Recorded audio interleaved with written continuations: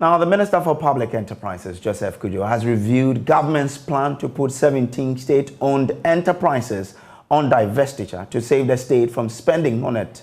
According to him, these are defunct entities that the country keeps spending on them, and it will be prudent they are let off government's expenditure.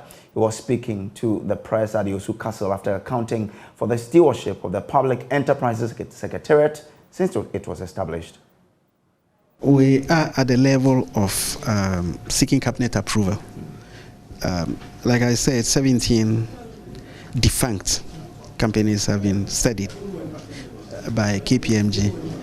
In fact, the study started from a lot of companies, but sorting, sieving, diagnosing 17 clearly have been shortlisted for first consideration by cabinet to look at the disposal process.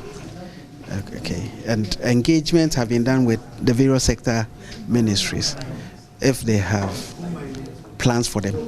That's the first level engagement. I have seen, for example, Trade Minister talk about interest in some of them for one district, one factory ventures, which is very good because the aim is that they are defunct, they are there, collapse, assets are lying idle. How do we make productive use of them? So Agric Minister has also some of the listed companies, some of those companies listed for such disposal have expressed interest in using them under planting for food and job projects. So after that engagement and in the process, we can now know which ones remain idle for a government to dispose of them. So which means that government will still have stake in these companies, or we want to offload them entirely, especially the ones that the ministries won't have any interest for them?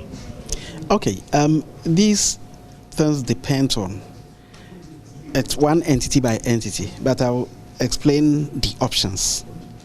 The options are where the government can take the assets and use the asset to take up shares in the enterprise. It will be a joint venture. But where the private sector participants want absolute control, then it's government better off sell the assets and walk away. The most important thing is for that asset to be turned into a producing, manufacturing, it should be functioning. But sometimes in these negotiations, it depends on the private sector. Government first option will say, I want to take up shares. The private sector says, okay, I walk away because I don't want to work in any joint venture arrangement with the government.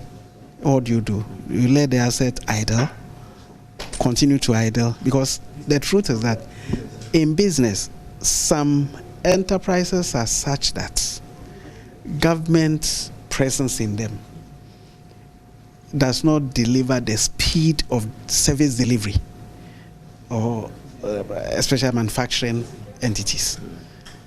The way the discipline is